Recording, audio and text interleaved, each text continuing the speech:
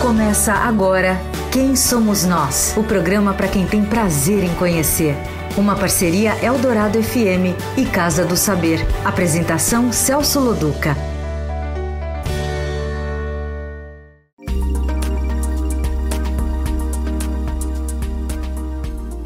Boa noite, você está no Quem Somos Nós, um exercício de aproximação sobre a natureza humana em uma conversa descontraída com pessoas importantes de todas as áreas do conhecimento.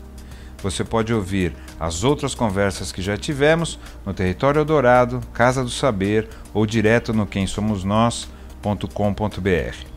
Nós estamos agora na série de conversas com educadores. A ideia é explorar com algumas correntes de pensamento pedagógico a visão sobre a criança e, portanto, sobre quem somos nós. Hoje, nós vamos conversar com Gustavo Iosp, um mestre em economia que é hoje uma voz importantíssima na educação pública brasileira. Boa noite, Gustavo. Boa noite, Celso e ouvintes. Prazer estar aqui. Quem é você? Eu acho que eu sou um curioso e um apaixonado. Acho que esses são os dois vértices que norteiam quase tudo que eu faço. Espero que seja tudo, mas se não for tudo, quase tudo. Pela vida, pelas coisas? Acho que assim, curiosidade, acho que é fundamentalmente uma curiosidade intelectual de querer descobrir o máximo de as áreas mais diferentes. Acho que não tenho essa, digamos assim, separação por área do saber, ou não sou uma pessoa que sou, enfim, profundamente mergulhada em um assunto específico, apesar de ser um Tem mestrado em economia em Harvard, não é mergulhado? Em Yale, não ofende a minha universidade. Desculpa a rivalidade. Exatamente, quero que se dane vocês de Harvard e Yale. Agora sim, o cara, algum tipo de profundidade deve ter. Eu acho que acho que aí é a junção da curiosidade com a paixão. Eu espero ter alguma profundidade em algumas áreas, né? E quando me interesso por alguma coisa, enfim, me aprofundo o máximo possível. Sou um inimigo, acho, enfim, da superficialidade, do engajamento light, né, desse tipo de comportamento. Tenho, enfim, essa área como pesquisador de economia da educação, que já são quase que duas áreas, né? Tem um pouco de economista e tem um pouco de olhar especificamente para a educação. Mas me interessa por muitas outras coisas. Então a gente estava conversando aqui há pouco, né? Enfim, psicologia evolutiva, história, política, enfim, tem uma série de outras áreas, porque eu acho que todo ser humano é, assim, né? Enfim, multifacetado e multi-interessado. Você acha mesmo? Acho. E por que não é todo mundo igual a você? Porque eu acho que no meu caso deu, talvez, sei lá, não sei se é sorte ou azar de algumas das áreas que eu me interessar serem de interesse público. E eu ter essa perspectiva, essa personalidade de gostar do debate público e também no caso específico desse debate sobre educação de não me importar em não ser popular. Então continuo falando muitas coisas que para mim são bastante importantes e que a maioria das pessoas eu acho não quer falar, porque realmente a impopularidade, os ataques que você recebe não são dos mais agradáveis. Então, enfim, acabo aparecendo... O que é ser o bad boy da educação pública brasileira, visão? Eu acho que eu sou o bad boy das corporações, dos sindicatos, né, dos professores e funcionários, especialmente daqueles que estão, enfim, relativamente acomodados com o status quo e defendem meio que a manutenção de tudo que está aí, exceto pelo aumento de recursos, obviamente aumento dos seus próprios salários. E eu acho que eu tenho sido uma das poucas, certamente não a única, mas uma das poucas vozes dissonantes desse debate já há bastante tempo. Eu vou voltar nisso aí depois, mas eu quero voltar naquilo que eu te perguntei mesmo. Você acha realmente que todo mundo é multifacetado e que o que diferencia as pessoas são as oportunidades? Isso sou eu que estou colocando. Você coloca assim, todo mundo poderia ser eu, né? Ou todo mundo poderia ser interessado por várias coisas. Você acha isso mesmo? Eu acho que as pessoas são interessadas por várias áreas, só que, enfim, tem pessoas que são profundamente apaixonadas por futebol, ou por jardinagem, ou por, enfim, a sua cozinha, ou pelos seus filhos, e são coisas que tem pouco ou menos interesse público e, portanto, essas pessoas não têm, vamos dizer assim, visibilidade. Mas sim, eu acho que... Você teve mais chance que os outros, sim, você acha? Com certeza. Se você não tivesse tido essas oportunidades, você já pensou nisso? Não? Já, bastante. E aí? Como você refaria essa história? Eu acho que, para mim, a grande oportunidade, o grande salto que eu dei foi ter feito uma formação fora. Tanto de graduação quanto depois de pós-graduação. Eu fiquei 8 anos morando fora. E eu digo isso porque eu cheguei a passar no vestibular da Universidade Federal do Rio Grande do Sul, morava em Porto Alegre na época, e cursei 1 ou 2 meses daquela universidade e então posso comparar claramente o que teria sido a universidade que eu teria trilhado e o que quem foi... teria sido você também. E aí eu acho mais difícil porque tem tantas intercorrências e acasos e etc. que é difícil mapear nesse caminho, né? Mas certamente ter ido para um ambiente de fertilidade, de estimulação intelectual, de convivência com pessoas de um nível acadêmico altíssimo, isso certamente estimulou. Sim, me estimulou muitíssimo. Essa própria área da economia e da educação é meio curioso, porque na graduação eu fiz 2 faculdades e em uma delas a minha tese foi sobre o que na verdade é a economia política da educação no Brasil. E aí tinha uma série de coisas que eu não sabia responder. Que eu notei no meio do caminho que eu não tinha um ferramental intelectual para responder. E aí, aquilo ficou meio adormecido, porque era uma graduação de ciência política, então não precisava... Tudo bem, ninguém te cobrou. Não, o que eu sentia é que eu não conseguia quantificar as coisas. É que você tem muito argumento bom de um lado ou de outro, eu não conseguia, digamos assim, desambiguar, não conseguia... colocar um frente ao outro com coisas objetivas, empíricas, quantitativas. Exato. E achei que isso era meio insolúvel, assim, que tem bom argumento de um lado e tem bom argumento do outro. E só descobri essa área da economia da educação que me permitiu resolver essas coisas no mestrado. Então, certamente, eu não estaria... Não sei se eu estaria aqui hoje ou não, mas certamente não para falar sobre a economia da educação, porque é um negócio que no Brasil ainda hoje é pouco conhecido, há 10, 15 anos atrás era menos ainda, não é pouquíssimo ensinado, enfim, é pouquíssimo comentado nas universidades brasileiras. Então, a chance de eu ter descoberto essa área teria sido quase nula. E aí vem, né, os acasos e as intercorrências da vida. Mas, claro, eu acho que assim, em termos de personalidade, em termos de essa coisa, enfim, de intensidade, de paixão, de vontade de realização, de fome, na verdade, eu tenho desde que eu me conheço por gente. Assim. É uma característica de personalidade. Você, então, metrifica, né? Se é que dá para falar assim, que isso tem gente que olha isso como um jeito bastante frio e errado de colocar a educação, não é isso? Sim. Então você metrifica as metodologias, as filosofias, seja as pedagogias, tá certo? Não é isso? A pedagogia e a filosofia menos, mas metrifica as práticas de ensino. O que as pessoas fazem. Talvez seja um bom nome. Melhor. Você metrifica e fala, isso funciona, isso não funciona, isso funciona, isso não funciona, isso funciona, isso não funciona. É mais ou menos isso. O que é funcionar em educação? Porque eu acho que essa é a primeira... coisa. Para que serve, então, a educação e como é que a gente sabe o que é bom, então?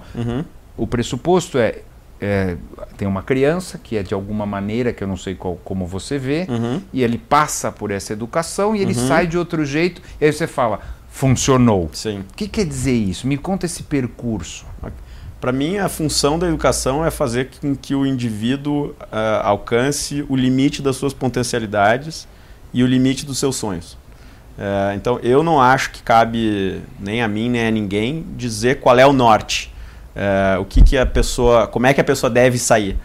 Eu acho que o sistema educacional, não só a escola formal, mas a boa educação de pais e, enfim, tudo que cerca também a formação dessa criança, é de instrumentalização. É de fazer com que essa criança, esse jovem, tenha os instrumentos para perseguir os seus próprios projetos, para perseguir os seus sonhos, sem sofrer com o déficit de dizer, eu gostaria de ser um escritor, mas como eu fui mal alfabetizado, não consigo ser. Eu gostaria de ser, sei lá, um grande economista, como tive péssima aula de matemática, não vou poder ser. Tem algum lugar que é assim? de verdade? Olha, eu acho Ou assim, isso é bonito, mas é difícil. Porque a pedagogia Waldorf é isso, tá certo? A base, tá certo? Quase todas, no final, tem um discurso semelhante. Não, acho que não. Assim, de realizar a felicidade, cada um usa um nome, as potencialidades, as coisas... Não, tem um lugar que funciona isso? Não, acho que veja, tem algum lugar em que 100% das pessoas atingem 100% do seu potencial, 100% do tempo? Não, certamente, claro, e nem nunca vai haver. Claro. Então, acho que e essa acho que talvez seja uma boa diferença de economistas e sei lá, outras pessoas, é que eu não vejo, eu acho que não é só economismo, enfim, tô exagerando aqui um pouquinho, mas eu não vejo as coisas preto e branco, eu vejo quais são as gradações, e você está sempre num território de gradações, e o que importa é o que te faz ir para as gradações que você quer chegar, que você quer perseguir. Você caminha. Exatamente. Então eu acho sim que tem... Igual o programa, que é assim, né, um exercício de aproximação das coisas, não a verdade. Perfeito. Né? Até porque eu não sei bem quem eu sou, enfim, não existe esse domínio 100%. Mas acho que sim, acho que tem vários países em que se chega muito mais perto desse ideal. Dessa realização de potencial das pessoas, sim, ou da instrumentalização para que elas o façam. Ok, perfeito. Entendi perfeitamente, eu acho que é lindo isso que você está colocando. Mas tem muita gente que critica que isto, na verdade, que você ou alguns outros que defendem isso, estão só preparando as pessoas para o mercado. Eu acho aí é uma bobagem. Não tem essa... Não tem. Você já ouviu isso? Já, muitíssimo. Porque, aí... E que isso é fazer mal às pessoas e não realizar, não permitir o potencial delas. Sim, veja, eu acho que a educação brasileira sofre terrivelmente com um marxismo de porta de cadeia, que cria, enfim, fantasmas ideológicos para esconder a sua própria incompetência. Então, a coisa mais comum que você vai ouvir no debate sobre a educação brasileira é que justamente esse papo de dizer, por exemplo, que a criança precisa ser alfabetizada, que a criança precisa dominar, enfim, operações matemáticas, ela precisa conhecer as ciências. Que eu acho... É uma obviedade. Vou te dizer, eu acho uma obviedade, mas já te conto um exemplo para mostrar como isso não é consensual. Eu acho que a maioria dos pedagogos brasileiros diriam que isso é um reducionismo, que a educação é muito mais do que isso e que o que importa é formar o cidadão crítico e consciente, que necessariamente é um ser politizado de esquerda que quer reformar o capitalismo. Então... Você não está exagerando? Não estou exagerando e se você quiser te mostro o dado. E uma das vantagens de você fazer isso é que ao fazer isso, você consegue embaçar qualquer discussão objetiva quantitativa, certo? Eu digo, você não está ensinando o aluno a ler e escrever, o sujeito me diz a educação é muito mais do que isso, e aí vou te citar um dado e uma historinha. O dado é 74% dos adultos brasileiros não são plenamente alfabetizados, não conseguem ler e entender uma notícia, um texto simples de jornal. Estou falando 74%. 74%. Isso é um indicador que se chama INAF, que é Indicador Nacional de Alfabetização Funcional, feito pelo Instituto Paulo Montenegro, ligado ao IBOP, portanto, enfim, com excelência técnica. E ao contrário dos dados do IBGE, que são os que o governo divulga, que são basicamente fruto de entrevista, em que o recenseador pergunta para a pessoa se ela sabe ler ou se ela não sabe. Nesse caso, se administra um teste de compreensão tanto de português quanto de matemática, e os dados de matemática são basicamente o mesmo.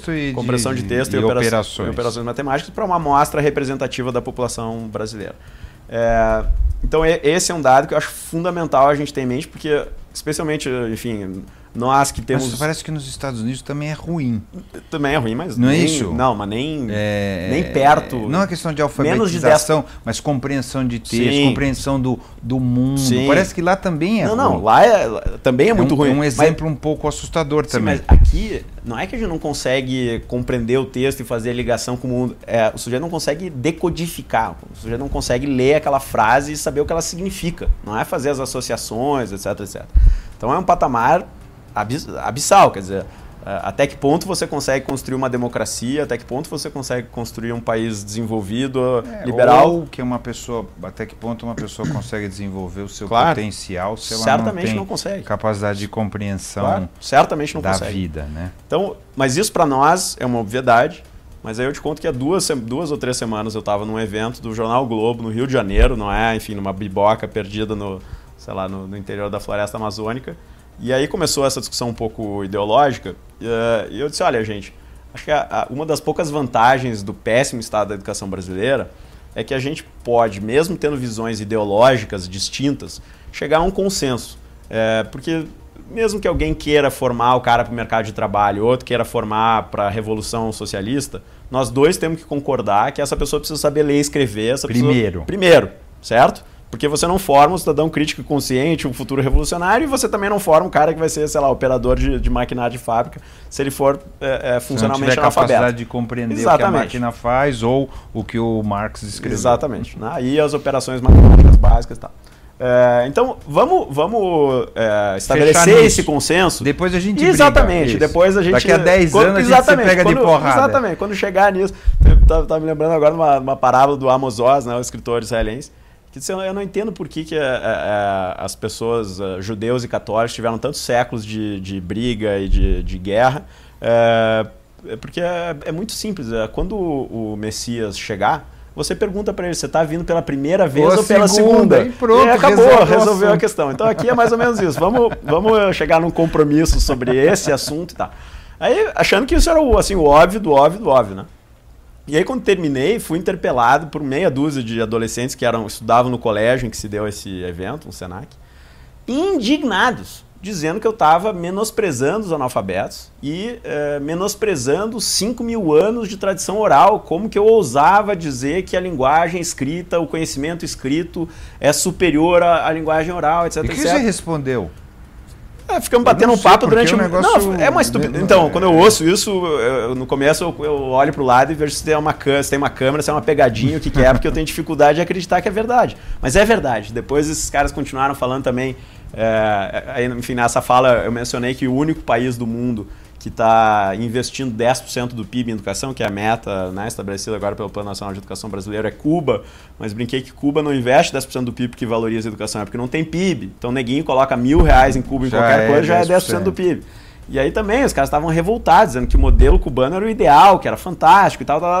Então, se fosse uma pessoa só, já é bom. Enfim, tem idiota para tudo e, né, se você coloca 300 pessoas juntas, uma vai pensar de um jeito, outra vai pensar do outro. Mas era 6, 7 pessoas, 15, 16 anos, da mesma escola, todos falando exatamente a mesma coisa. Então isso é óbvio que é um fruto de eu chamo de lavagem cerebral, né? Você chama do que quiser, mas enfim, de uma peroração politizada de algum professor. Né? Esse tipo de discurso uniformizado e tão, enfim, maluco... De qualquer maneira, é muito difícil o professor ser isento. Seja ele qual for, porque isso é uma mentira. Sim, né? Mas aí de novo... Mas assim, de qualquer maneira, eu acho que o que você estava colocando, e acho que é difícil ir contra, imagine a vida como quiser, que é, primeiro, então vamos fazer a coisa básica, isso, exato. Depois a gente discute, claro, né? Então essa parte é mais difícil. Pois é, mas é para te mostrar como essa questão, enfim, de ideologia, de política, perpassa o sistema educacional de uma maneira muito, muito forte. Quando você tem pesquisa, por exemplo, também com professores que dizem qual é a função primordial da educação.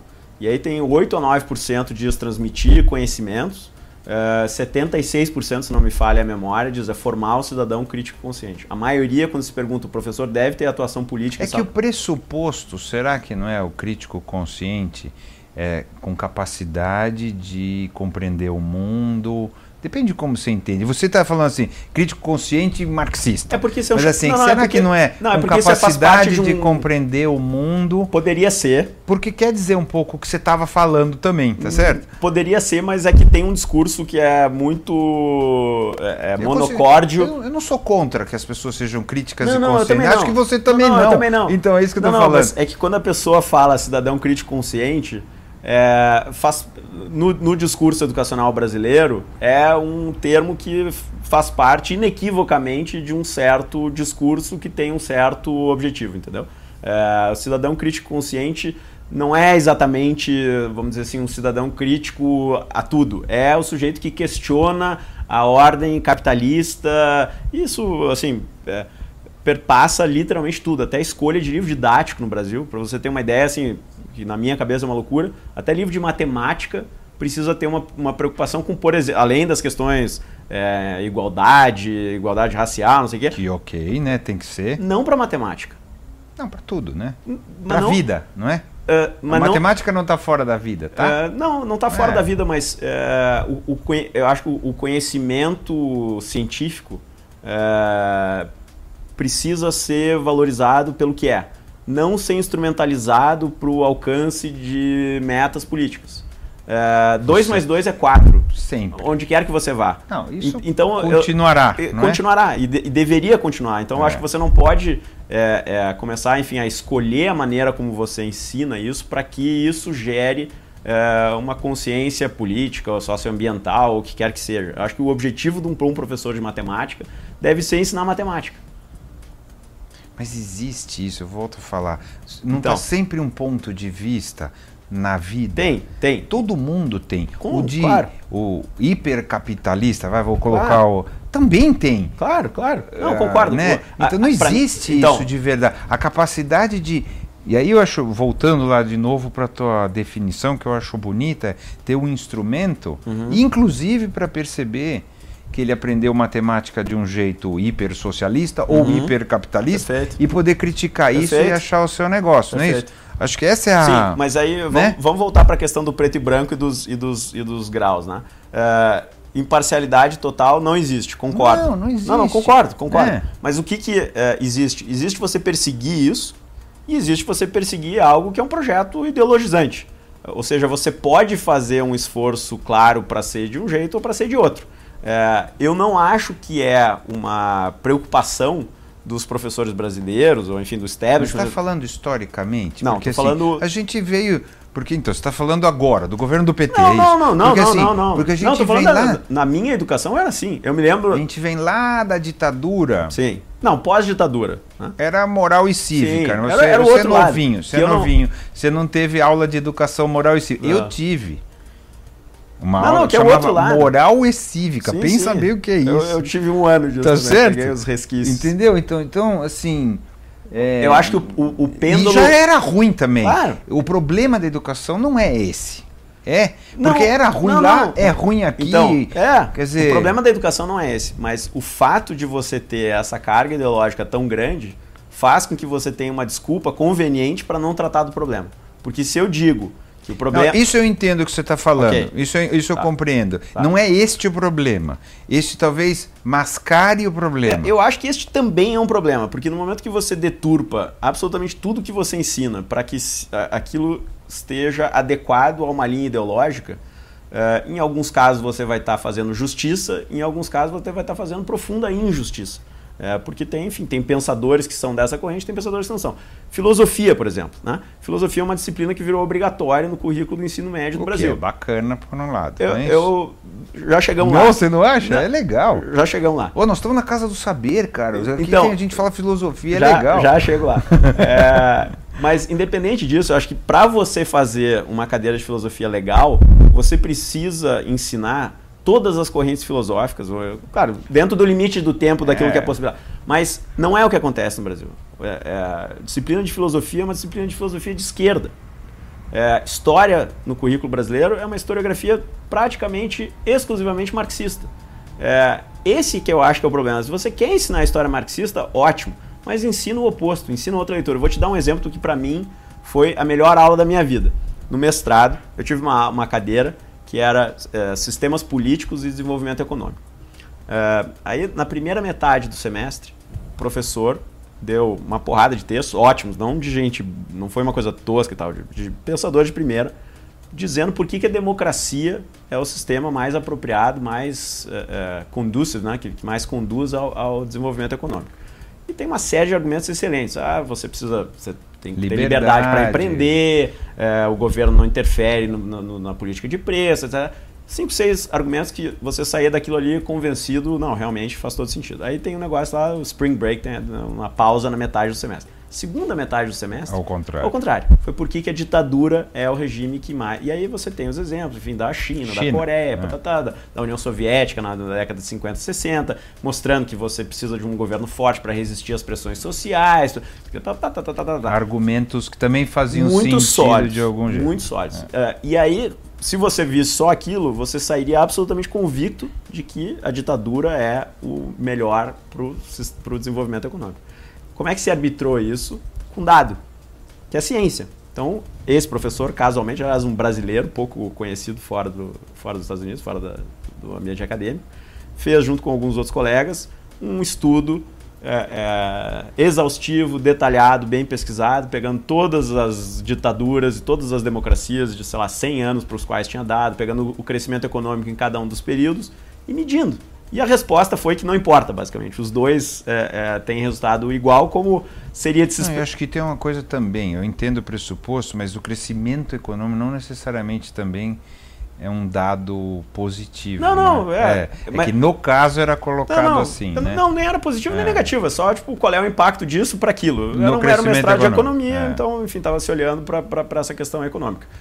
Mas o que é fascinante desse negócio? Eu acho que é algumas coisas. Primeiro, é você ter um mestre, aí acho que no bom sentido do termo, que ensina a tese e a antítese. Isso eu acho fantástico. Né? E a síntese é problema seu. Não, e a síntese é quantitativa. A síntese não é eu acho que, deixa eu pensar, deixa eu arbitrar. Acho que tem uma pobreza na vida acadêmica, intelectual brasileira, que é uma incapacidade e às vezes preguiça de quantificar aquilo que é quantificável. Tem questões que não são quantificáveis. Se você quer me dizer que o crescimento econômico é bom ou ruim, é questão de opinião, esquerda, direita, questão de opinião não é quantificável. Mas tem coisas que são quantificáveis. Objetivos, mensuráveis.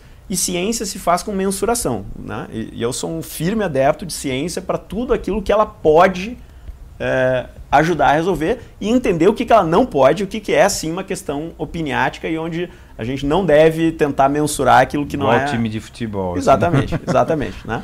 Então, mas eu acho que o progresso da história do pensamento nos últimos, sei lá, mais de 100 anos vem sendo gradativamente de que mais e mais áreas se tornam mensuráveis.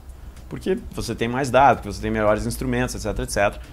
E no Brasil permanece um discurso, na grande maioria dos casos, com exceção, enfim, das ciências exatas, tá, onde você está falando na educação especificamente? Na educação e nas humanas em geral. Ciências humanas.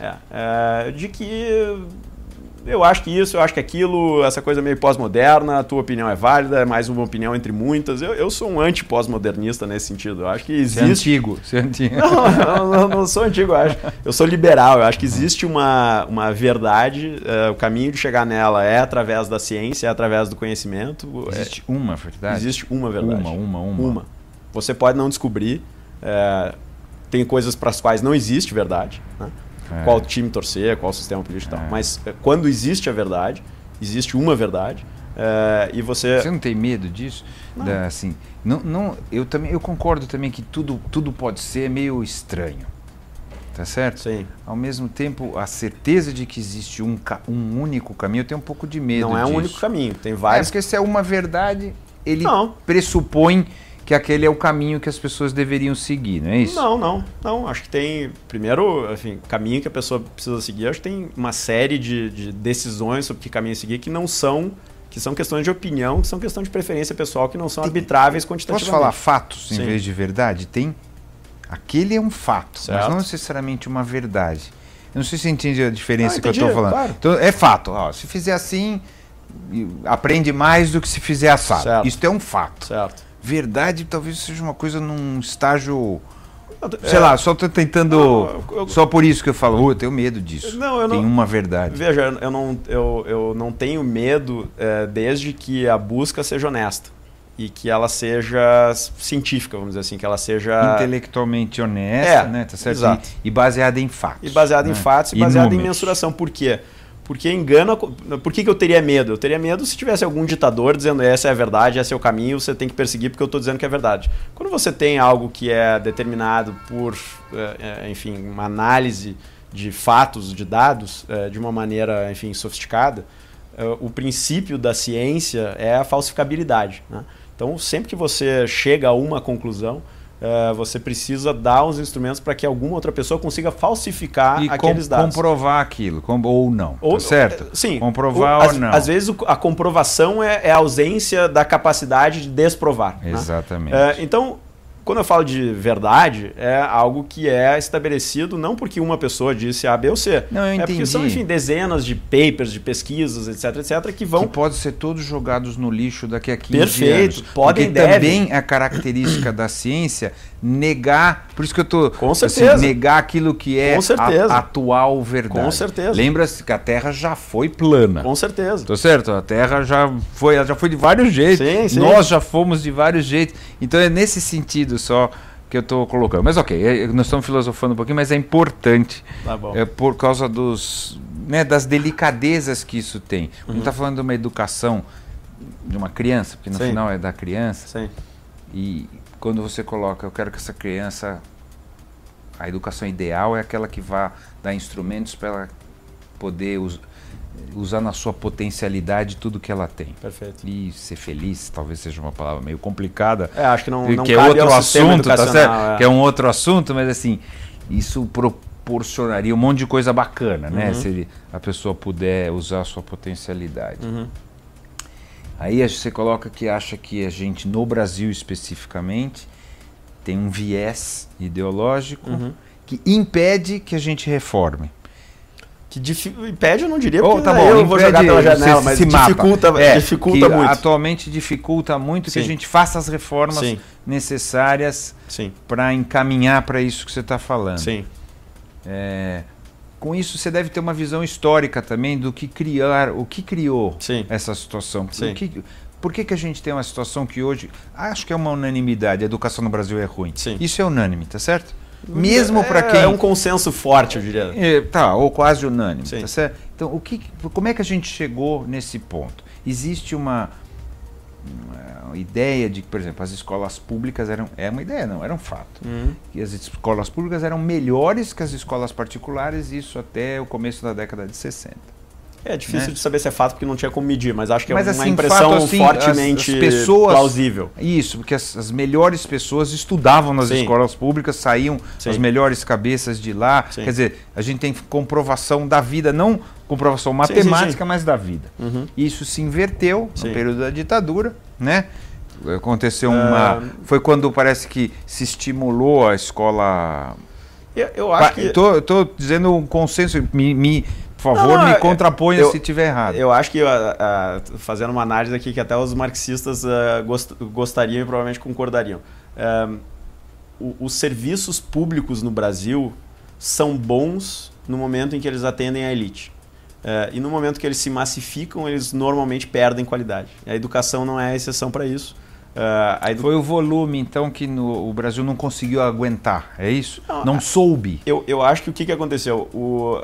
Conseguiu escala. Havia uma educação pública de qualidade, aparentemente, porque não tem teste, mas aparentemente melhor do que existe hoje, porque ela atendia uma parcela ínfima da população. Dependendo da década que você olhar, 20%, 30% da população.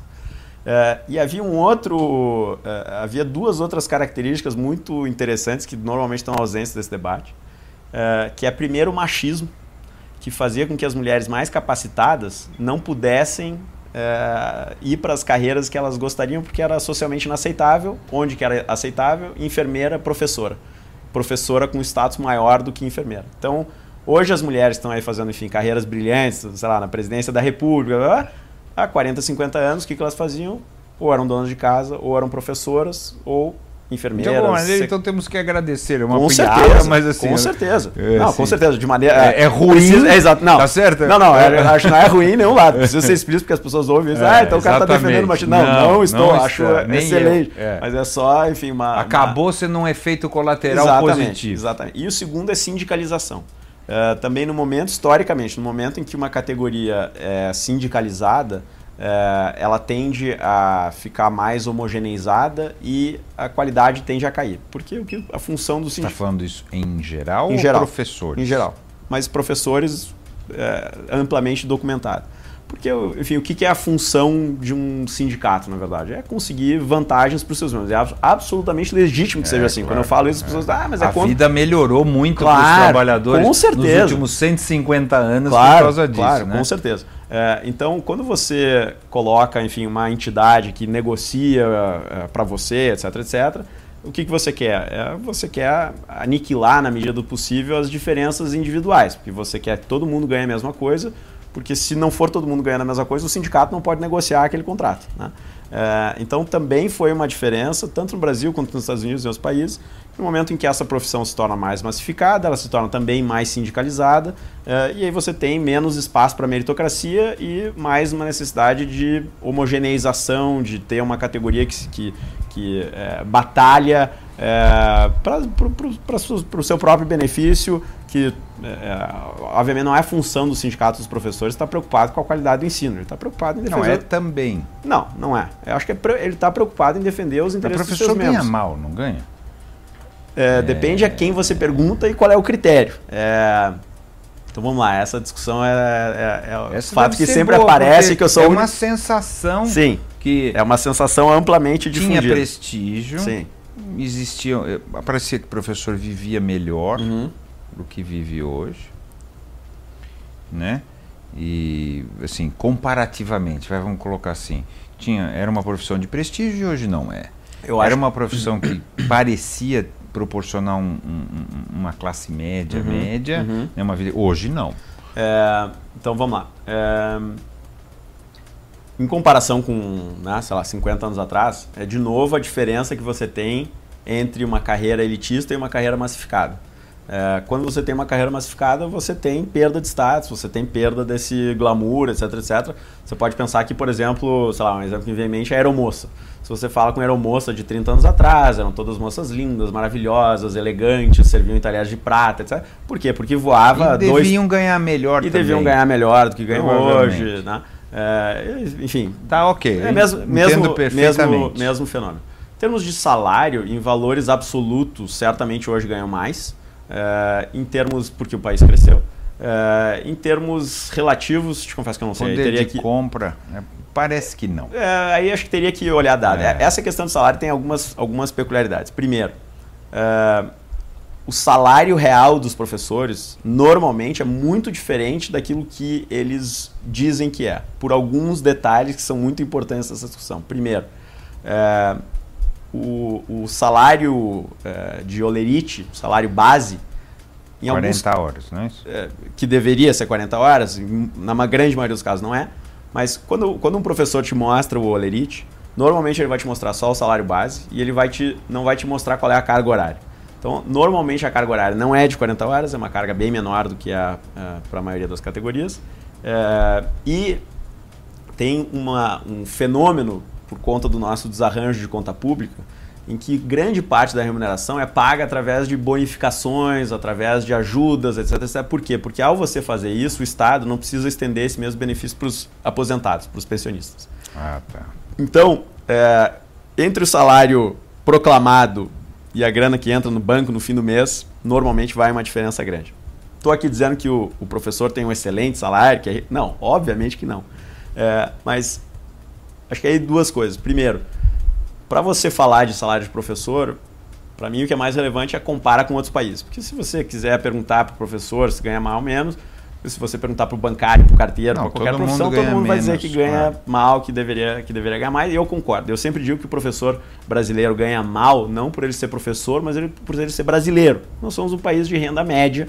Então, sempre que você comparar o gasto, ou o ganho, perdão, de uma profissão no Brasil com aquela de um país em que a renda média é 3, 4, 5, Alemanha, Inglaterra... Vai ser impossível você ter. E aí o que acontece? A diferença do salário do professor brasileiro para os professores desses países é exatamente a diferença do país, da renda média do país. Então, quando você compara naquilo que me parece, do jeito que me parece intelectualmente honesto, que é o salário em relação a PIB per capita, ou seja, em relação à renda média do país, o último dado divulgado pela OCDE e pelo governo brasileiro professor brasileiro de educação básica ganha 1,56 vezes o PIB per capita, professores dos países da OCDE ganham 1,31 vezes. Então, até um pouquinho mais alto, mas, enfim, basicamente a mesma coisa. Só que, claro, nosso PIB é 10 mil dólares, desse país é 30, 40 mil. Agora, você vai me dizer que a categoria dos professores deveria ganhar a mesma coisa, nominalmente, a mesma coisa aqui e lá,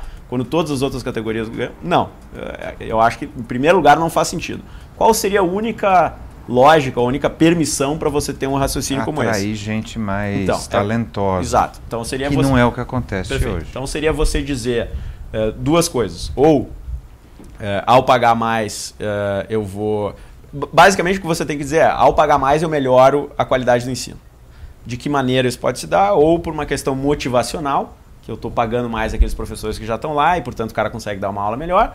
A segunda é eu consigo atrair pessoas melhores para essa carreira. As pessoas que se formam em matemática preferem trabalhar em outro lugar do que dar aula de matemática, porque o cara vai ganhar mais. É normal. Quanto melhor você é, mais você acha que merece receber. Mas isso é assim isso é assim qualquer todo mundo. Profissão e blá, blá, blá, blá. Não, e essa questão, digamos assim, da perda de profissionais da educação para outras carreiras e para a perda dos profissionais mais qualificados é comum no mercado da educação em basicamente todo mundo. Porque é isso, o sujeito que... Mas talvez aqui faça mais falta. Ou sei lá, deve ter alguma característica aqui que transforma, deixa pior. Deixa pior o que? A qualidade da pessoa que chega? Ou deixa pior, ou seja mais grave essa perda aqui, eu não sei. Não, eu não acho que é mais grave. Eu acho que, para mim, o que é o grande problema? É a formação desses professores. Então você vai para os cursos de formação, tem pesquisa da Fundação Vitor Tifta, por exemplo, analisando os currículos de todos os principais cursos de pedagogia e licenciatura do Brasil. É um desastre. As práticas que são ensinadas é um desastre. O estágio que é feito é um desastre. Então esse professor sai dos cursos de formação absolutamente despreparado. Quando ele chega para dar aula, se criou um mito, né, nesse discurso educacional brasileiro, que, digamos assim, o respeito ao professor é deixar ele sozinho, é dar independência. Que é a contramão do que todos os países que deram certo fazem, que é você ter um sistema de apoio, de acompanhamento constante. O professor está com dificuldade, ele precisa ter alguém para conversar, ele precisa ser apoiado, ele precisa, aquilo precisa ser detectado e precisa ser acionado. O que quer dizer isso? Tem um centro... Não, você tem... Não, você tem N sistemas. Né? Nos Estados Unidos, por exemplo, tem uma figura que é o mentor. Então você pega um professor mais velho, cada professor novo que entra no sistema, você vai dizer, o João que está entrando no sistema, o Gustavo é o mentor dele. Uma vez por mês ele precisa se reunir, ele precisa saber como é que o cara está, ele precisa ver quais são as dúvidas. Psicólogo que precisa quase um acompanhamento. Na China, como é que eles fazem? Um sistema que eu acho brilhante. Eles fazem com que... Eles dividem, né? O país, enfim, províncias, que é o equivalente ao estado, município, bairro, tal. E aí sempre tem uma rotação de pessoas da Secretaria da Educação Municipal andando por todas as escolas e vendo quem que está dando as melhores aulas. Aí o sujeito que dá a melhor aula do bairro dele vai dar uma aula para os professores daquela disciplina de todas as outras escolas do bairro, para que eles, outros professores, saibam como é que é uma boa aula daquela disciplina. Os melhores de cada bairro entram numa competição, entre aspas, para ver quem é o melhor da cidade, e aí dão uma aula para todos os professores da cidade. Os melhores da cidade, da província, os melhores da província do país como um todo. Então você tem um acompanhamento e uma troca de experiência, de conhecimento que é constante, que no Brasil não existe. A única coisa é que se o cara falar, não, eu não quero dar aula, eles matam, não é isso? Essa é uma diferença básica. Tem a questão enfim, de ser ditadura, mas eu nunca vejo ninguém chamar de ditadura quando fala do modelo educacional cubano. É só porque é do... Não, mas eu sei, mas acho interessante essas, enfim... Mas as duas são ditaduras de esquerda, só que uma adotou... Não, a China hoje é uma ditadura mais de direita, eu acho, do mundo. Eles são, nasceu como de esquerda, como a cubana. A origem é a mesma, né? A cubana nasceu até... Enfim, não vem a casa. A cubana nasceu no meio do caminho e aí foi enveredando mais para a esquerda. A chinesa, ao contrário, nasceu muito de esquerda e hoje eu acho que é um capitalismo feroz como eu não vi em nenhum outro lugar do mundo, nem nos Estados Unidos. Eu acho a cultura chinesa hoje é uma cultura mais capitalista, mais aguerrida, mais, selvagem do que o capitalismo americano. Até porque as instituições de controle desse mercado não evoluíram por estarem sufocadas por uma ditadura de partido único. Mas, enfim, você tem N maneiras de fazer esse acompanhamento. No Brasil, não se faz. Então, o sujeito passa por uma má formação, depois vai para a sala de aula, ele tem que ter a liberdade de fazer o que ele bem entender, então ele não é acompanhado, ele não é auxiliado, ele não é ajudado. Não tem em quase nenhuma cidade ou Secretaria Estadual de Educação uma preocupação em compartilhar melhores práticas. Então, para mim, tem um negócio que é assim, doentio, que você vai, às vezes, na mesma cidade. Eu fui em Goiânia, por exemplo, há uns anos atrás, visitei duas cidades que ficavam literalmente 10 minutos de distância uma da outra, as duas na região assim, central, não tem nada afastado e tal. Duas escolas.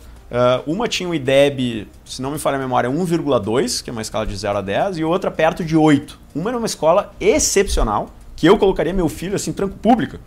As duas da rede municipal de Goiânia.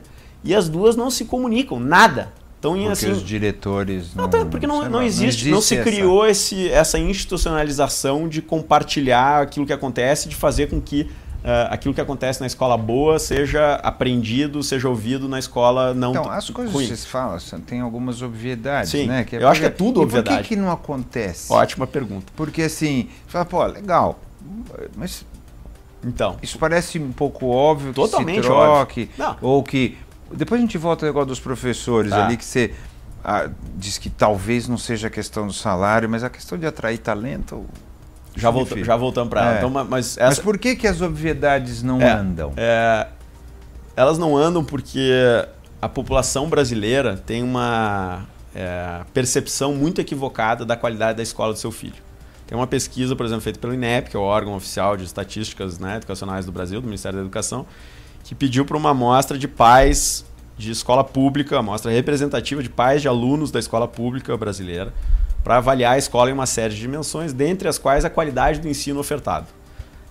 Nota de 0 a 10, qual você acha que foi a média que esses pais deram? Não faço ideia. Chuta. Não faço ideia. Se a gente for pensar em escola pública, e se o pai usar como referência a escola que ele não teve, provavelmente é uma nota alta.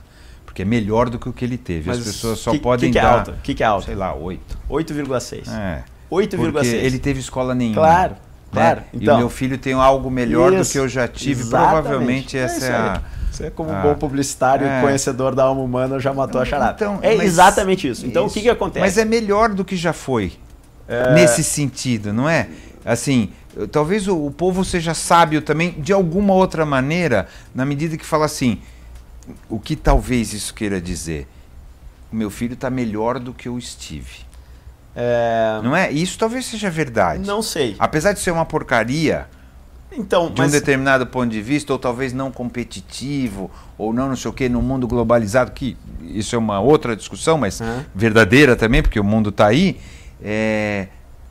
Se a gente pegar historicamente, talvez seja melhor mesmo do que o pai teve acesso, que é 0. Mas sabe o que eu acho? Para o aluno, para a criança... Não justifica, tá? Não justifica, claro. Não estou justificando. Não, eu entendo. Mas eu acho que mesmo assim, você não pode pensar assim, porque para o aluno que está lá dentro daquela escola, ele não pode sofrer pelo fato de a educação de uma geração de 2, ou de 3, ou de 4, ou de 5, ou de 500 anos atrás ser diferente. A cada ano que passa que esse sistema educacional é uma porcaria, a gente condena milhões de pessoas a uma vida... Você está corretíssimo. Estropiada. E hoje a gente tem 50 milhões de alunos só na educação básica brasileira, não estou nem falando de ensino superior. Então, a cada ano que passa, o que você está dizendo é essas 50 milhões de pessoas, pelo fato de terem tido o azar de nascer num país que tem uma herança escravocrata, que tem que é real também. É real também, mas... Não é imaginário. Não é imaginário, não é imaginário. Mas eu acho que aí uma diferença... Não tem esse salto. Não dá. Você acha que dá para fazer? Olha, vamos pegar a China. Vamos pegar a China. Mas de novo, você consegue fazer se você impuser. Tá, então pega a Finlândia. Um país democrático. Porque a Coreia também. Okay. Todo mundo fala, Coreia. Tá pô, mas a Coreia... Mas pega a Finlândia. É ditadura também, não, tá bom. Né? É uma ditadura estranha. Assim. Uma ditadura estranha, mas Então, assim... Não, mas você tem... Não, mas peraí, desculpa. Mas você tem Finlândia, você tem o salto da educação americana... Salto? Porque assim... Salto? Pega a Finlândia. A Finlândia, há 50 anos atrás, eu não tenho dado de cabeça, mas eu chutaria que ela tem uma renda média parecida com a brasileira. Tinha uma renda média parecida com a brasileira. O país que foi lá, enfim, ocupado pela Rússia, sempre foi meio que jogado entre uma potência e outra. País madeireiro e tal. Hoje enfim, o país da Nokia, o país de tecnologia de ponta, é o país... de um dos melhores, 2, 3 melhores sistemas educacionais do mundo. Como foi feito isso? Como que se corta? Porque isso é um rompimento, não existe, tá certo? Como que se faz esse rompimento? E outra, quantos habitantes tem a Finlândia? Pequeno, acho que 10 milhões. Deve ser mais fácil do que... É menos do que a cidade de São Paulo, Celso, né? Eu acho que assim... Ou isso também não... Não, eu acho que tem 50... Se a gente quiser aqui achar todas as desculpas pelas quais a educação brasileira não funciona... Não é desculpa, não, eu sei, mas a gente pode achar. A gente pode achar. Mas... Eu acho que o que importa é qual é a tua visão para frente. Qual é a tua ambição? E a ambição brasileira é muito baixa. A gente tem um cacuete de olhar para a nossa própria história, tem um coitadismo histórico no Brasil, não só para a educação, em tudo, eu acho. De dizer, olha, nós coitadinhos, nós tivemos esse e esse problema na história, então não exija muito da gente. Eu rejeito isso. Não, isso já não sei se é verdade. Sabe por que você não exija, mas isso explica talvez muita coisa. E como é que se faz? Porque eu entendo isso. Eu também acho, a gente tem que sonhar grande, o país pode ser grande. É um país bacana, com gente bacana, inteligente, culturalmente rico. Não tem nenhuma razão para não ser um país de primeiro mundo. Isso. A nossa comparação a questão é como a gente vai chegar lá. Perfeito. Porque a gente não pode esquecer de onde a gente saiu. Não, concordo. Né? Mas eu acho se você diz, existe salto. Porque o que vem acontecendo não é saltos, são passos. Sim, passos lerdos. Mas eles estão indo numa direção melhor do que já foi. Mas, bom, para você piorar a educação brasileira, você precisa ser um gênio. Porque você está no fundo do poço, não tem como piorar. Não, eu entendo perfeitamente o que você está falando. Mas, assim, olhando como um movimento histórico, né? Mas tá indo para um caminho. A questão é, e está correto o que você está falando. Pô, a gente não pode sonhar pequeno neste país. Com tudo que a gente poder, com as nossas potencialidades. Eu acho que é ambicionar mas e fazer. Mas como eu corto e faz? Então, por que não é feito? Você fala, porque os pais acham que está melhor. Mas objetivamente, está melhor do que a referência deles. Então, vamos lá. Talvez esses filhos, é isso que você está cobrando e que está correto, que as pessoas sejam mais ambiciosas em relação ao futuro da vida delas e do país, talvez esses filhos que já têm uma referência um pouco melhor que os pais, consigam exigir isso mais do outro. Não tem dúvida. Isso, não tem dúvida. E é por isso que a educação brasileira, eu acho, na verdade, nos últimos 10, 15 anos vem progredindo, porque paulatinamente isso vai indo. Pois é, mas essa velocidade é insuficiente. Para o Brasil. Se a gente quer que o Brasil chegue no espaço de algumas gerações num país desenvolvido, a gente tem que correr mais do que os outros países. E hoje, como é que a gente vai fazer? Só um pouquinho. E hoje a gente está num nível de crescimento, de aceleração, que é mais baixo. Então o gap educacional vem aumentando. Esse que é o problema. Se você dissesse, eu tenho um histórico muito grande, agora eu estou correndo atrás dele, ainda falta muito, mas eu estou encurtando esse gap, eu te diria, bom, eu posso querer uma velocidade melhor, né? Mas estamos chegando. Não, hoje o gap está aumentando. Quer dizer, a velocidade dos outros países está maior. Veja, hoje no Brasil a gente continua comemorando um negócio que aconteceu há quase 20 anos atrás, que é a universalização da matrícula no ensino fundamental, que eu acho que tem que ser comemorado. Mas, o que está acontecendo em 4, 5 países? Está chegando perto da universalização da matrícula no ensino superior. Então, como é que a gente vai... Então, como a gente vai? A pergunta é como que a gente sai deste país que tem que comemorar a universalização da matrícula no ensino fundamental, que este é o país, né, que a gente está... Tem que comemorar 20 anos atrás, já passou. Mas que existe isso, que é isso, como é que a gente chega nesse outro? Então, eu acho que é muito claro como é que se chega nesse outro. É. Você precisa... As pessoas sabem o que é um bom curso de formação. Porque aqui a diferença, eu não estou falando da cura do câncer. Eu não estou falando de coisas que estão além da fronteira do conhecimento. Tem 20, 30 países que já fazem isso bem e fazem bem há décadas. Mas com a dimensão do país, com a dimensão do Brasil, com a complexidade do Brasil, Rússia é muito melhor, China, enfim, só tem dado para poucas províncias, mas as que tem é muito melhor, Estados Unidos é muito melhor. Sim, tem países com Indonésia, é melhor. Você acha o quê? Falta de vontade? Não, então. O que acontece? Porque tem muita gente, tanto quanto você, interessada honestamente em melhorar. Eu conheço vários, você também conhece vários. Por que não anda? Tá. Eu vou te contar um caso que eu acho que ilustra bem esse negócio e depois a gente entra numa análise mais fria. Há uns anos atrás, muitos anos atrás, veio me procurar um cara que tinha acabado de ser governador de um estado do Nordeste. Não vou manter aqui o anonimato, porque foi uma conversa, enfim, privada.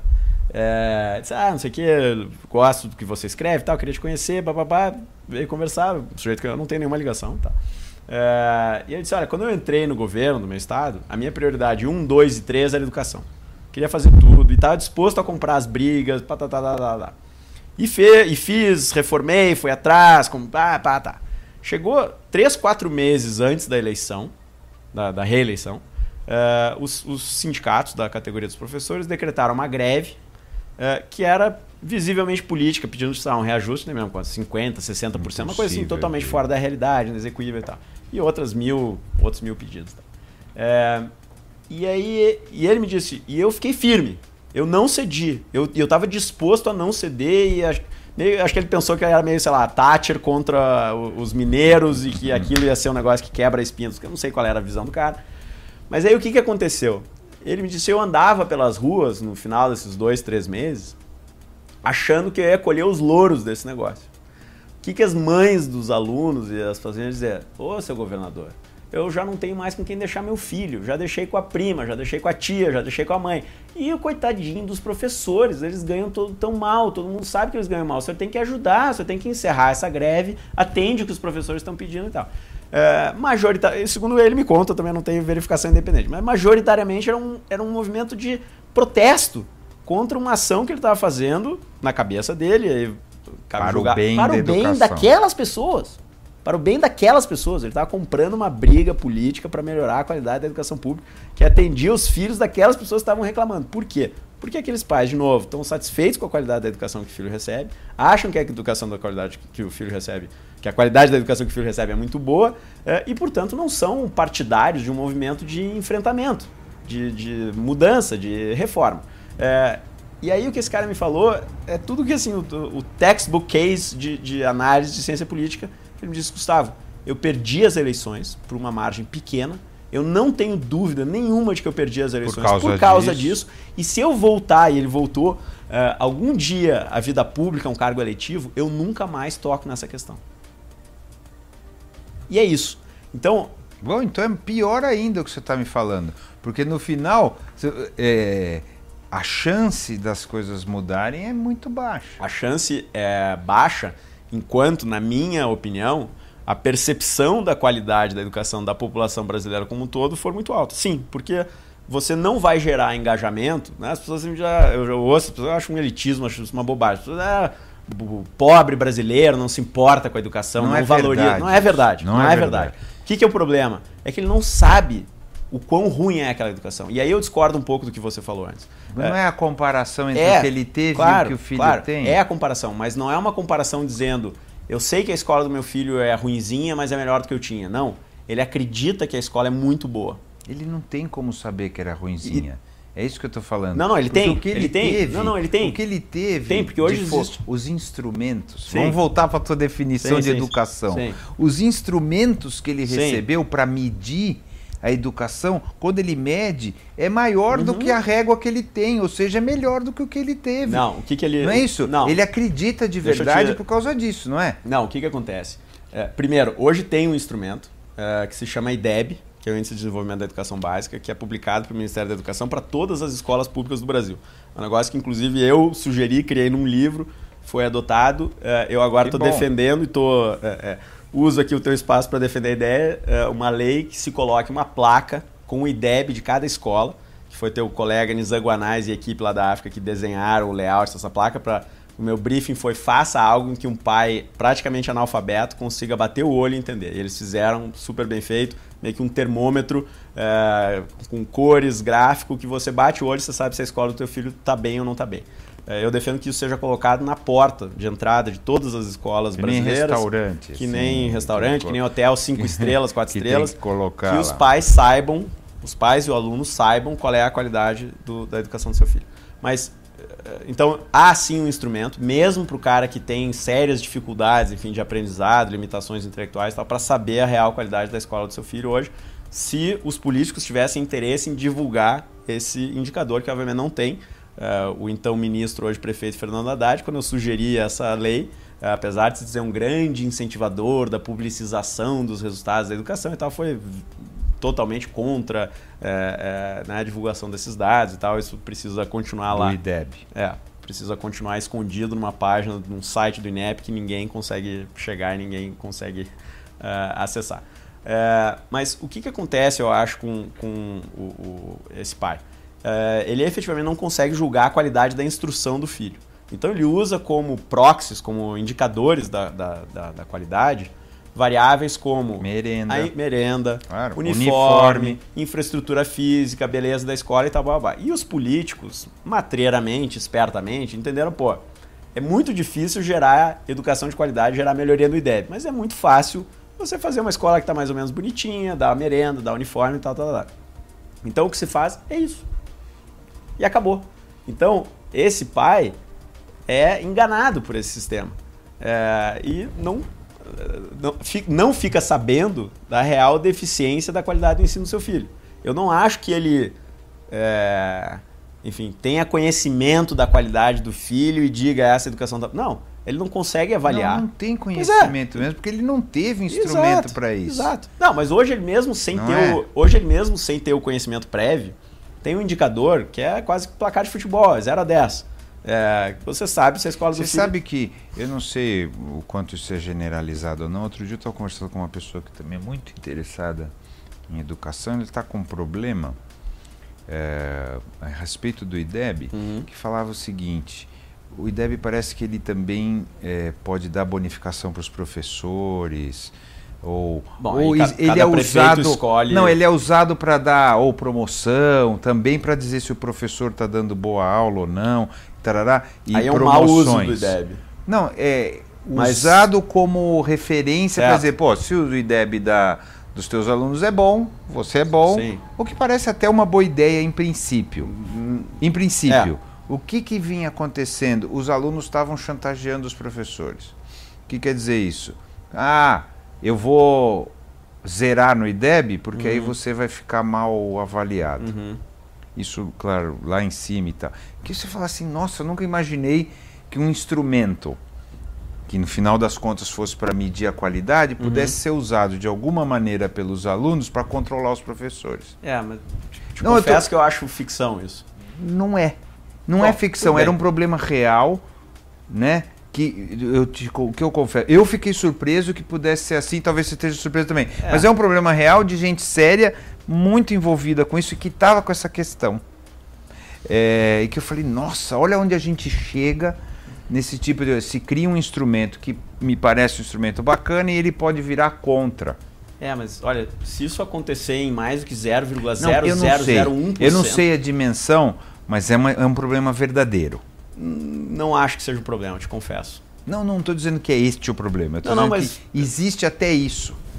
Veja, num país de 200 milhões de pessoas, existe até mula sem cabeça, né? Mas acho assim, acho preocupante a gente falar sobre essas coisas, porque dá uma impressão de que o instrumento é falho, o instrumento não é confiável, ou não deveria ser utilizado. Ao contrário, eu acho que ele é um instrumento criado de um jeito muito bacana. Eu acho assim, francamente, eu acho praticamente impossível você ter um cenário em que isso é regra. Você teria que ter... Não falei isso, né? Não, mesmo numa escola. Numa escola. Porque você precisaria ter, 20, 30 adolescentes agindo de maneira organizada e unificada para zerar uma prova, para prejudicar o seu professor. Com que interesse? Provavelmente que o cara... No caso, tá? É um cara muito disciplinador, é um cara que não deixa os caras fazer. É vingancinha adolescente. Quem entende é uma cabeça de 15 anos de idade. Eu sei, mas, certo? Mas o que eu acho que aconteceria... Talvez não tenha nem noção. Talvez não. Com certeza não tem noção do que está acontecendo. Então, mas o que eu acho que aconteceria se... O que eu acho que acabaria acontecendo se isso fosse verdadeiro? Esse professor falaria com o diretor da sua escola, que teria uma reunião com os alunos, que teria uma reunião talvez envolvendo os pais dos alunos, dizendo, escuta, isso aqui é uma extorsão. Não sou jurista, mas acho que na fronteira isso é crime. Então, esse tipo de coisa eu acho que não, as pessoas dizem... Porque tem muita... E essa é parte... acho que nesse caso não proposital, obviamente, porque você está me dizendo que é uma pessoa séria, eu confio. Nenhum, pelo contrário. Claro. Poxa, como é que a gente resolve isso? Mas tem muitas pessoas falando, e o IDEB pode ser manipulado, porque aí as escolas tiram os alunos ruins no dia da prova, e as escolas fazem isso, as escolas fazem aquilo. Não, mesmo que tenha essas variações, as imperfeições são humanas, tá certo? Claro. E roubar no jogo também é humano, infelizmente, mas acontece. Mas assim... Não, mas o que eu sempre digo é assim... Uma medição mais objetiva eu acho importante mesmo. E se isso fosse verdadeiro, o IDEB médio do Brasil não seria 4, seria 9. Se fosse um sistema fraudável, facilmente fraudável... Acho que essas coisas é um pouco lenda urbana. Assim, eu acho que é parte de um esforço, às vezes deliberado, às vezes inconsciente, de... boicotar qualquer instrumento que exiba as vulnerabilidades e as fraquezas desse sistema. Vou te dar um... Mas para que fazer isso? Para tapear a sua própria incompetência. É a natureza humana pura. se chama confirmation bias. As pessoas só querem ouvir aquilo que faz com que elas se sintam bem e aquilo com que ela concorda. Então, a discussão e o debate sobre educação no Brasil nos últimos 20 anos é o quê? Coitadinho do professor, ganha muito pouco. Com o professor ganhando tão pouco não dá para cobrar nada. O problema da educação brasileira é que as famílias não valorizam, os governos querem manter as elites no poder e o proletariado alienado. Então só quando houver uma grande revolução e quando o professor for muito mais bem valorizado é que a gente pode exigir alguma coisa de qualidade. Então qual é o discurso que o professor acomodado e incompetente mais gostaria? É esse. Não precisa fazer absolutamente nada. Ele é um mau profissional. Ministro da Educação, o que você ia fazer? Primeira coisa, eu renunciaria no dia seguinte. Não, porque não é o meu... Não, renunciaria não por... Não renunciaria por desesperança, renunciaria porque não é o meu... Como você pode ver aqui, eu não sou absolutamente nada diplomático. Político. Eu não sou político. Mas de qualquer maneira, Não, mas o que eu acho que dá para fazer? Primeiro, tem uma questão aqui que o ministro da Fazenda manda pouco sobre educação básica. É responsabilidade de estados e municípios. Né? O ministro da Educação. Tá bom, secretário da Educação do Governo do Estado. Do Governo do Estado, o que eu faria? A primeira coisa que eu faria... Do Rio Grande do Sul, do glorioso Rio Grande do Sul. Já abandonei os pontos. Eu acho que a primeira coisa, especialmente no estado como São Paulo, a primeira coisa que eu faria como secretário da Educação é chamar as USP, Unicamp e Unesp e dizer... Vocês querem aumento de verbo, vocês querem vantagem XYZ, ok. Mas vocês precisam me entregar professores mais bem formados.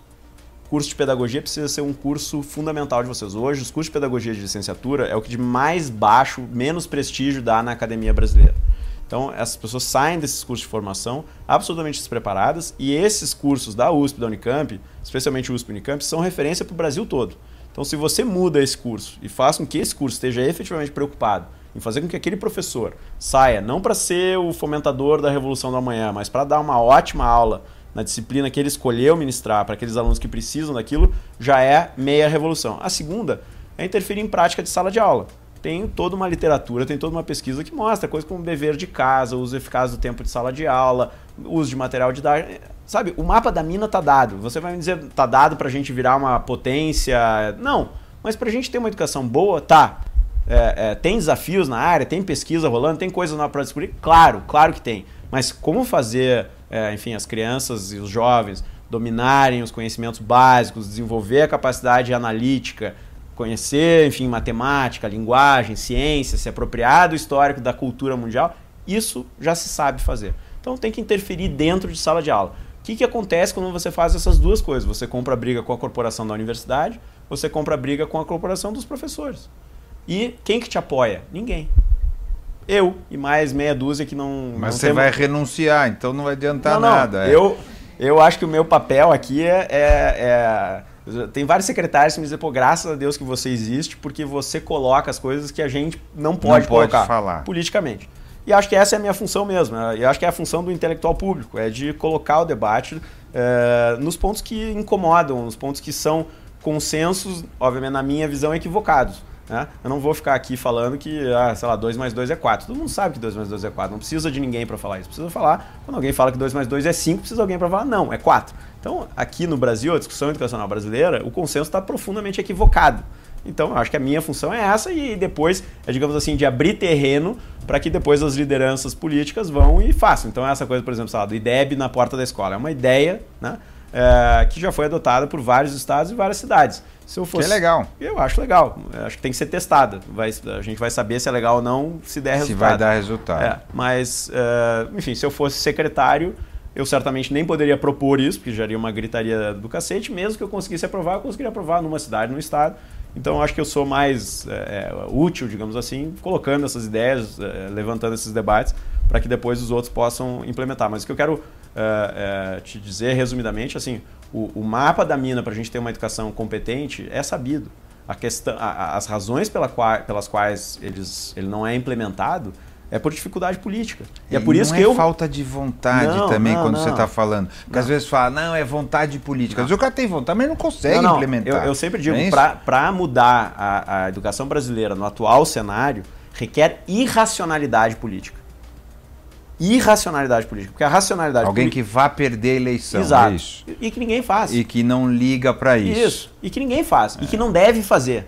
E esse eu acho um erro. Você vai chegar para um político e falar, Exato, vai perder a eleição. Exato. Até porque, assim, se você é um grande político, o que eu quero? Eu quero que você seja presidente da República. Claro. Como é que é o caminho para ser presidente da República? Ainda, tem que ir galgando os degraus. Claro. Exatamente, fazendo bons governos. Então, chega uma hora que o sujeito tem que fazer um compromisso e o compromisso acaba sendo a educação. Por quê? Porque educação de má qualidade não tira voto. E educação de boa qualidade não dá voto. E outra, dá daqui a 15 anos, né? Porque o resultado é daqui a 15 anos, não é isso? Não. E esse é outro mito. Não é verdade. Não é verdade. Claro, para você virar Coreia, Finlândia, sim, vai levar tempo. Mas eu participo, por exemplo, de uma ONG, do Conselho de uma ONG, que é o Instituto Ayrton Senna, que faz educação em escala. Não é pegar uma escola e tal, é pegar uma secretaria estadual e tal. Bicho, a virada é rapidíssima. 2-3 meses. Você tem saltos de educação. Por quê? Porque vem alguém lá e diz assim, precisa fazer isso, padroniza, tá aqui o material didático, tá aqui a organização, tá aqui como é que começa o dia, como é que termina o dia. Agora, só que não dá voto, é isso? Não dá voto. Não dá voto. Não dá voto e não dá nada. Né? Dá dor de cabeça, dá incomodação política.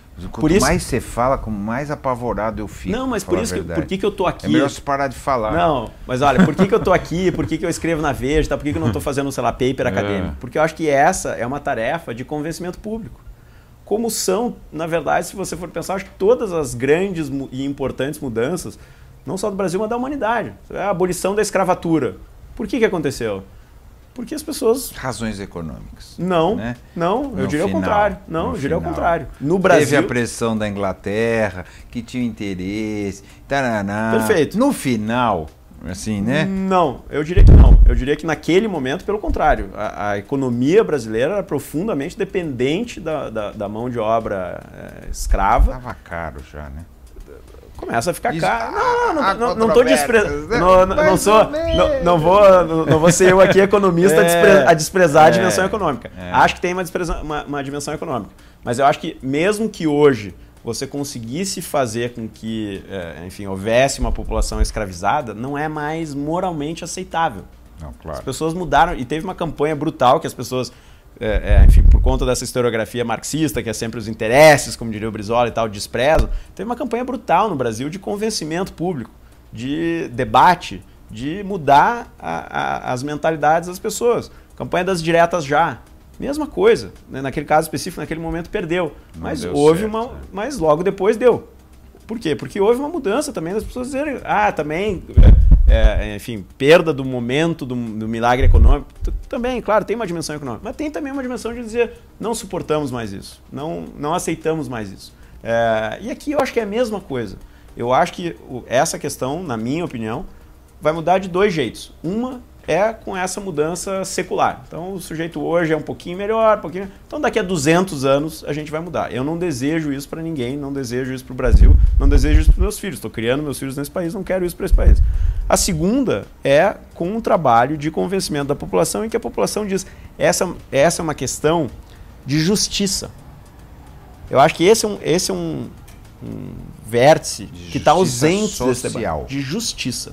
Você está fazendo uma sacanagem com 50 milhões de brasileiros que estão sendo enganados todos os dias, que estão indo para a escola. Quando você fala assim, parece que existe uma intenção de enganar todo mundo. Não existe, eu acho que não existe intenção nenhuma. Isso? O que existe parece que existe uma coisa malévola, pensada para fazer, não é isso. Não, claro. Não é isso. Você mesmo fala, às vezes o cara quer fazer, mas não consegue. Não consegue, não pode, claro. Não dá. Claro. Né? Claro, mas aí então, para mim, qual é o caminho? É você ter essa comunicação com a sociedade, para ter uma pressão dos pais. No final... Não precisa, eu acho que não precisa nem ter uma pressão. Eu acho que aí, enfim, a cultura brasileira é tão refratária a esse tipo de ativismo que eu acho até...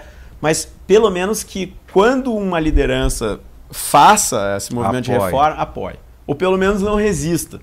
Entende? A liderança, o político bem intencionado, precisa saber, se eu fizer isso, pelo menos vai ser neutro o resultado. Talvez eu não ganhe, talvez não, né? Mas pelo menos vai ser, eu não vou perder voto, não vou me desgastar e tal por causa disso. Aí os caras bem intencionados vão ter caminho, vão ter espaço para fazer. Enquanto não houver isso, eu sinceramente acho muito difícil. Tem pessoas que discordam, acham que não, vai ser assim mesmo, os políticos vai ter político que é estadista, que vai querer comprar essa briga, e tem alguns que efetivamente fazem. Eu não acredito, porque eu acho que enquanto você não tem esse apoio, acho que democracia não funciona sem apoio popular, basicamente. Né? Não, essa é uma parte boa da democracia. Claro. Há um você tempo não atrás. Pode impor as Exato. Há um tempo atrás eu estava fazendo. Muito tempo atrás, em 2005, 2006, eu ainda tinha ingenuidade de achar que o Ministério da Educação era um órgão que estava, enfim, preocupado em melhorar profundamente a educação brasileira e tal. E aí fui fazer uma consultoria via Banco Mundial para o Ministério da Educação sobre justamente financiamento internacional de educação.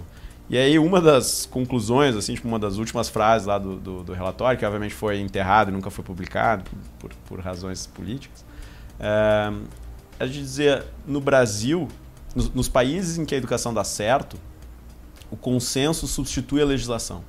No Brasil... O que quer dizer isso? Já chegou lá.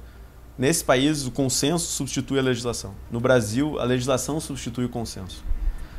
O que é isso? Nos países em que tem uma educação de resultado, mesmo nas ditaduras, tem um consenso social de que aquilo é importante e de que precisa fazer sacrifício, precisa fazer esforço para chegar lá. Todos. Pais, alunos, professores, gestores. No Brasil, a gente não quer entrar nessa batalha difícil de formação de consenso, de atrito, de discussão, de discórdia. Qual é o caminho, então? Vamos criar uma lei para resolver esse negócio. Então, o Brasil é o único país que eu saiba, talvez tenha um país pequeno perdido, mas certamente, enfim, dos grandes países, é o único país que tem na sua Constituição uma obrigação da União, estados e municípios de gastar, no caso da União, 18%, no caso de estados e municípios, 25% do seu orçamento em educação.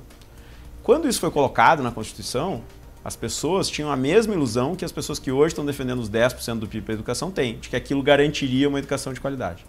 Você injeta recursos e o negócio se materializa. Eu acho que talvez seja para evitar que esse dinheiro seja desviado para outra Mas ele foi coisa. desviado. Mas ele foi desviado. Então aí o que aconteceu? Com a intenção... Claro, a intenção é ótima, só que de boas intenções o inferno está cheio. Sabendo que a natureza humana Perfeito. Às vezes é complexa, vamos dizer assim, então, pelo menos, não importa qual vai ser o governante, né? O cara, pelo menos educação, que é muito importante... Sim, ele vai investir. Isso. Só que o que aconteceu? Como não tem nenhum consenso sobre a importância daquilo e nem ninguém cobrando o resultado, o que os prefeitos e governadores fazem? Ele constrói uma avenida de 10 quilômetros, passa na frente de uma escola, entra na verba da educação. Ele compra um trator para fazer benesse para o seu curral eleitoral. O que ele diz? Programa de treinamento de agricultura. Entra na verba da educação. Então, esse orçamento é maquiado de todas as maneiras. É duro também, hein? Não é duro. Por que isso acontece? Porque ninguém está preocupado com o resultado. Porque essa cabeça, que eu acho uma cabeça totalmente contraproducente, está focada nos meios. Precisa botar 18%, 25% da educação. Na União, o que a União fez até 2 anos atrás? A DRU, desvinculação da receita da União. Criou-se outra lei para impedir ou para adiar o cumprimento daquela lei anterior. Por quê? Porque não tem consenso. Porque não tem ninguém dizendo, você não pode fazer isso, isso aqui é importante para o futuro do nosso país, das nossas crianças e tal, você precisa fazer esse investimento. Até porque o investimento não é importante, mas que seja, claro, uma medida que fosse importante, não tem ninguém cobrando isso. Essa questão dos 10% do PIB, eu tenho pouca dúvida de que vai ser a mesma coisa. Vai se gastar, vai se aumentar e tal, mas vai se gastar de outras maneiras, porque a única coisa que esses caras estão focados é que se cumpra a lei. A coisa que eu estou menos preocupado é que se cumpra a lei. Eu estou preocupado é se vai educar as crianças. O que importa é o resultado, o que importa é o aprendizado, o que importa é aquilo que sai do sistema, não aquilo que entra. E toda a nossa cabeça é para fazer com que entrem as coisas certas. Então pega outro avanço, por exemplo, lá da gestão Paulo Renato, dizer que os professores de educação básica precisam ter diploma universitário. Boa medida, toda a literatura respalda, etc, etc, etc. O que acontece? Você vai para cursos que são meio que uma catraca. Entendeu? O cara entra, passa, não aprende nada e vai sair de qualquer jeito. Então, cumpre-se o estabelecido, a lei de dar o carimbo, o cara tem o diploma universitário. O que adianta aquilo? Muito pouco, não vou dizer que nada, mas muito pouco. Por quê? Porque se tivesse, ao invés de simplesmente alguém iluminado lá em Brasília assinando um decreto, se tivesse uma compreensão e um movimento da sociedade dizendo é importante Não é importante que o professor tenha diploma universitário, é importante que a criança aprenda. Para que a criança aprenda, é importante o quê? Que ele tenha diploma universitário. Não pelo diploma, mas pela qualidade do curso que ele vai receber. Mas as pessoas dão a volta. Meu, de verdade, assim, com esse cenário que você pinta, né? Ou que você vê, que você vive, que você estuda, sei lá qual é a palavra boa, o verbo bom para isso. Fico com dificuldade de entender esse teu otimismo em relação a isso, porque ao mesmo tempo você coloca tudo isso, quando eu ouvindo, quando eu falei, me dá um certo desespero, eu falo, não vai rolar, né? Vai ser muito difícil rolar. Não, eu não sou otimista. Não é? Não sou otimista. Mas parece, ou entusiasmado. Não, eu sou muito entusiasmado porque me dá muita raiva. Isso, na verdade, assim, Você é raivoso, né, otimista? Não, sabe que foi uma migração interessante. Eu acho que é também um sinal de que está na área de eu me ausentar um pouco dessa área. Porque quando eu comecei como, enfim, um interesse intelectual e como economista. Uma vontade de transformar. Para mim começou simplesmente com uma curiosidade intelectual. Porque eu queria resolver aquelas questões que eu tinha deixado em aberto lá na minha tese de graduação, descobri uma ferramenta nova, tá um pouco fantástico. Com isso eu consigo resolver todas aquelas dúvidas que eu tinha e tal, que negócio fantástico e tal. Aí no momento que eu fui me aprofundando nisso, eu descobri duas coisas. Primeiro, o Brasil vai ter um apagão por conta desse problema de falta de mão de obra. Isso foi lá em 2001, 2002. Não se falava ainda sobre isso, falava com as pessoas achavam, não, esse cara tá doente. Hoje, acho que não passa uma semana sem que isso, né, saia em algum jornal e tal. E a segunda, que aí sim continua até hoje, é que o consenso da discussão brasileira sobre esse assunto não é só que é diferente, ele é o oposto do que toda a literatura mostra que é verdadeiro. Então eu fiquei meio chocado dizendo, seria quase que um egoísmo eu ter noção da dimensão desse problema e não se colocar. E não me colocar e não tentar trazer para esse debate essas ferramentas. Então começou dessa maneira.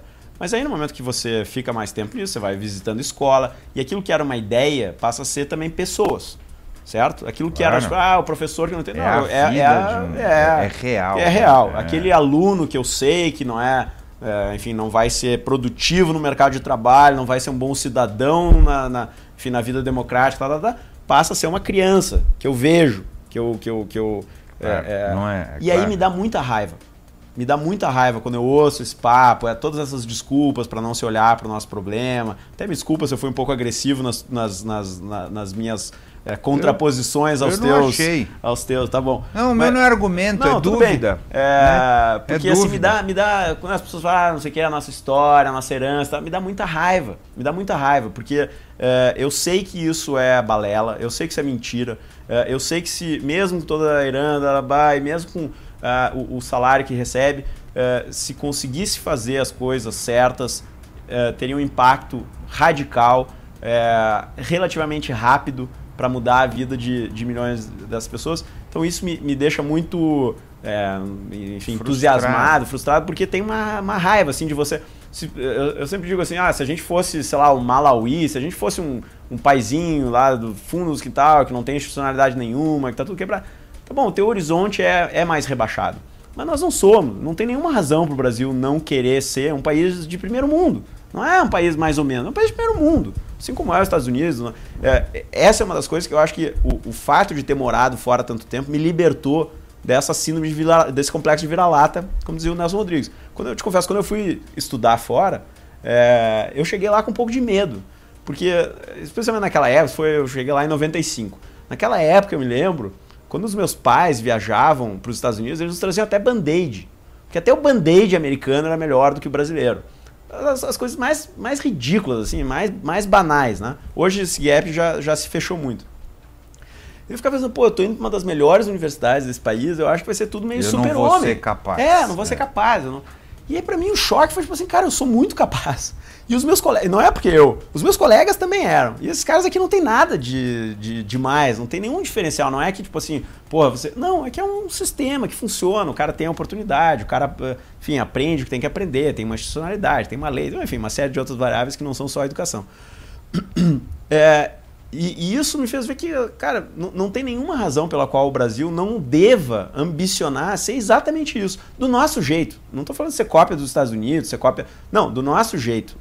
Não quero pegar modelo emprestado de ninguém, até porque, enfim, Estados Unidos, por exemplo, não é um modelo para mim. Exatamente. Que tenha copiado. Né? Mas não existe essa razão.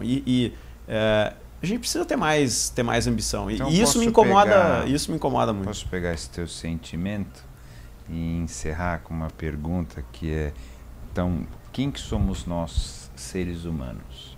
Pô. Essa é difícil, né? Acho que, enfim... seres falíveis,